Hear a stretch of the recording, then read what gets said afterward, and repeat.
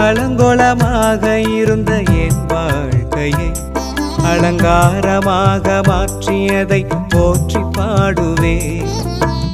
சிறுமையும் எளிமையும் மான என்னையும் கொண்டு சிங்காரத்தில் வைத்தீரே உம்மை பாடுவே. அலங்கோலமாக இருந்த என் வாழ்க்கையை அலங்காரமாக மாற்றியதை போற்றி பாடுவே. புழுதியில் இருந்து எடுத்தீரையா, எந்தன் தலையை நீ